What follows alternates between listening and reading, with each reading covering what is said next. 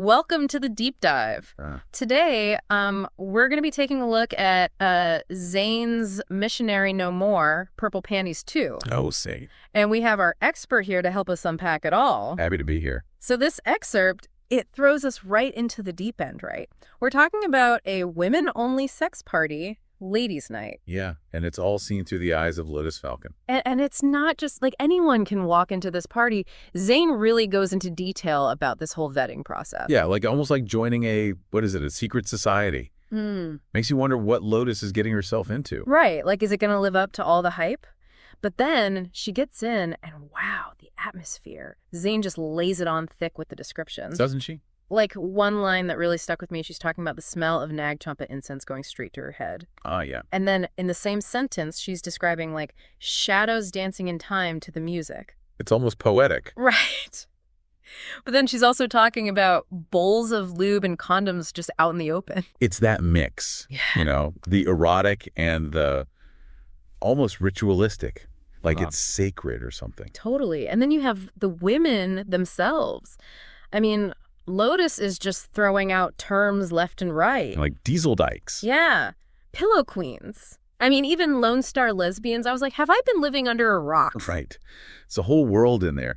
And each term, it gives you a glimpse into this like complex subculture. You're telling me, like some of them are about how they look, some about who they're into, some even about like, are they with someone but hiding it? Exactly. Zane isn't just throwing words around. She's building a world. Yeah. Like then she mentions Gold Star lesbians, the ones who've never slept with a man. Oh, yeah. What'd you make of that? I don't know. It's almost like a badge of honor or something. I think you're right. Like in this space, it sets them apart. It makes you think about like what experiences matter most to them. Totally. And then there are those who are with beards, right? Yeah. I mean, even in a party like this, it feels like Zane's hinting at how society still pushes people to fit in. It's like you can go to a party for freedom, but you can't escape everything. So true. But then things get really interesting when Lotus meets the hostess in the erotic massage room. Okay, yeah. I mean, Zane does not hold back on the details here. It's like you're right there with Lotus taking it all in. What did you think of all that? Well, Lotus even compares like her own body hair to the hostess who's all perfectly groomed. Oh, I remember that part. Like even in this space, they're still thinking about those beauty standards. Yeah, you'd think they could just let all that go.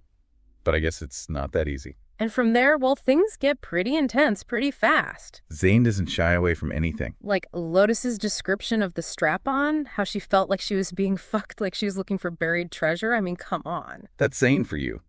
Right to the point. But it's more than just, shocking. It feels like she's taking control of the language. Oh, yeah. Words that are usually meant to, like, shame women, she's turning them into something powerful. Totally. And here's the kicker.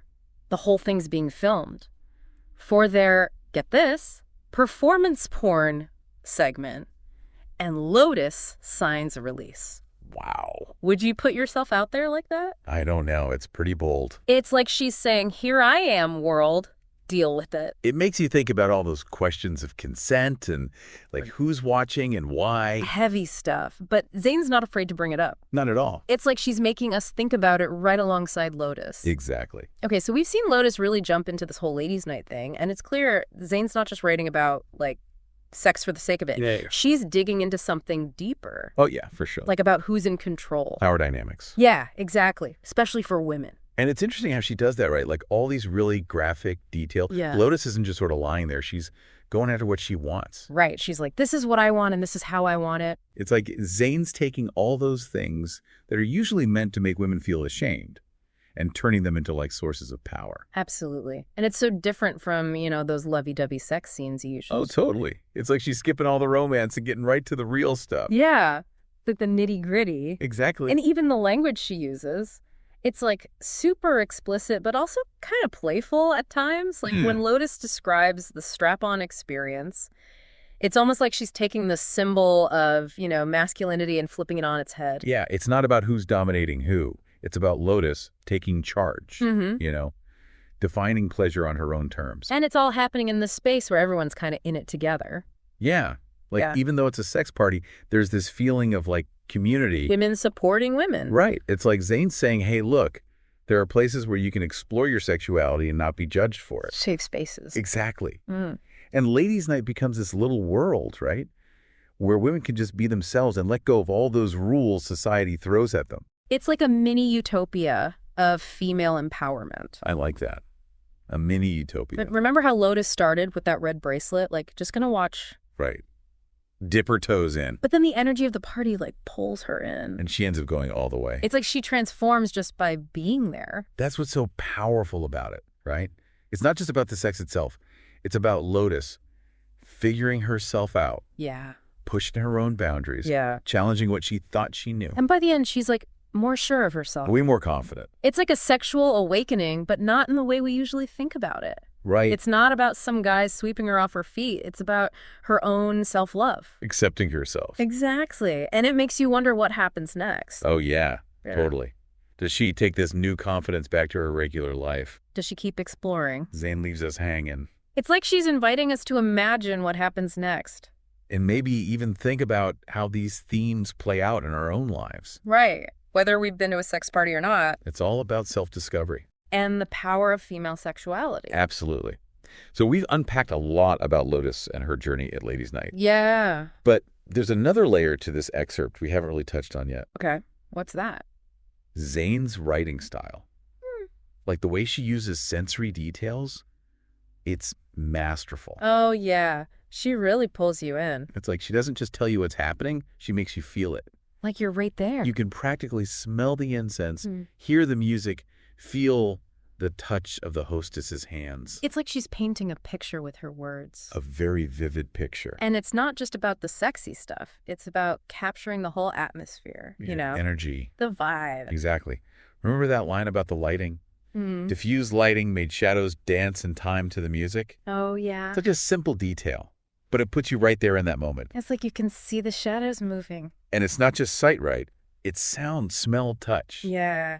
Zane's hitting all the senses. Making it come alive. And that's what makes her writing so effective. She's not just telling a story. She's creating an experience. Like you're a fly on the wall at Ladies' Night, feeling everything Lotus is feeling. The excitement, the nervousness, the freedom. It's a powerful technique. Speaking of powerful techniques, we can't ignore the elephant in the room. What's that?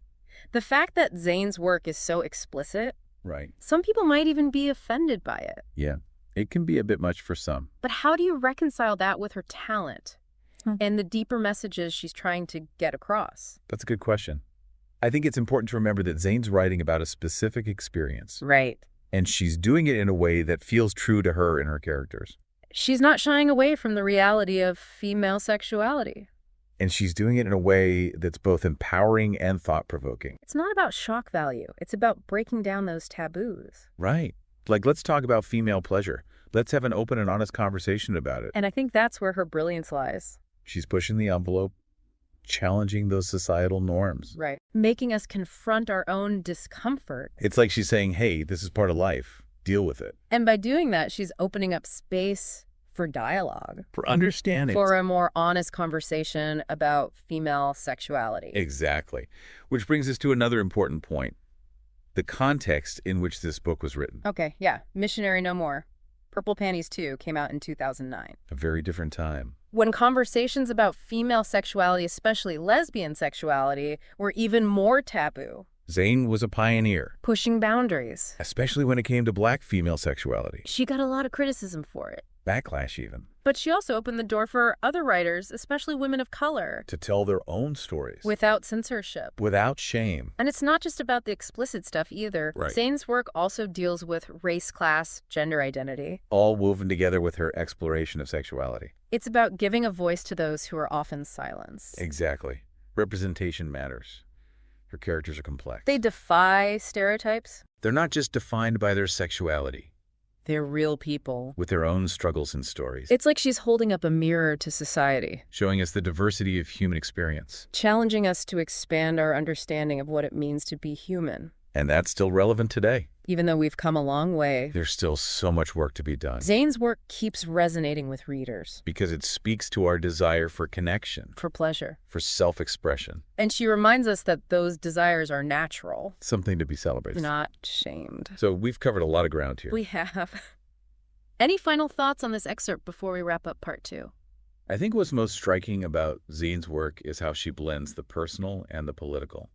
Oh, yeah, I see that. Lotus's journey is both deeply intimate and a reflection of bigger societal issues, It's like that saying, the personal is political. especially when it comes to sex and desire. And it shows how powerful storytelling can be. To challenge norms, spark dialogue, empower individuals. We've talked about Lotus and Zane's style, and like at the time this book came out, it's kind of wild how Zane brings it all together. Yeah, she's got this way of making it all connect.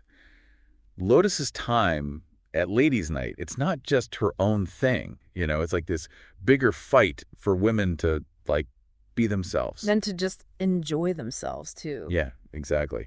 And it makes you think, like, these fights, they're still happening. It's not like everything's fixed now. Right. Like, even though we talk more openly about LGBTQ plus stuff now, there are still people trying to shut it down. That's why what Zane's doing is so important. It's not just a good story. It's like making us think. About all those things we don't usually talk about, like how we see sex and what's okay to enjoy. And who gets to decide that, right? Exactly. Zane's giving a platform to people who are usually told to be quiet. Making space for them. And that changes things. Like, the more we see these stories, the more normal they become. It's like she's using, erotica to, like, change the world? In a way, yeah. It's provocative, gets your attention, but it also makes you question things. Makes you uncomfortable sometimes. Which can be a good thing, Yeah. Like, sometimes you got to get a little shaken up to really see things differently. It's like she's saying, hey, let's be real about this stuff. Exactly. And have those conversations that no one wants to have. That's what makes her work so powerful. It's not just, like, trying to be shocking. It's about using stories to, shake things up. Yeah. Start dialogues. Make people think. Make the world a little more fair. So, thinking about you listening, what can you take from all this, from Zane's work? What can they learn? I think the biggest thing is to, like, check yourself. Yeah. Like, what do you think about all this? About sex, about roles, about what's right and wrong? Zane's work makes you confront all that. See where your ideas come from. Exactly. And maybe realize some of them aren't so great. It's like she's saying, it's okay to question things, even the stuff you thought you knew for sure. And to figure out what you like, what feels good, without feeling bad about it. No Right. And to see that, like, different is okay. In fact, different is good. It's what makes life interesting. What makes us human. Exactly. And if something feels wrong, if someone's not being treated fairly, speak up. Use your voice to change things. Make the world a better place. For everyone. A place where everyone can be themselves, fully. Well said. I think that's a perfect way to wrap things up. Thanks for joining us on this deep dive into Zane's Missionary No More. It's been great talking about all this with you. We hope you learned something new, or at least, started thinking about things a bit differently. That's what it's all about. Until next time, keep exploring, keep asking questions, and most importantly, keep the conversation going.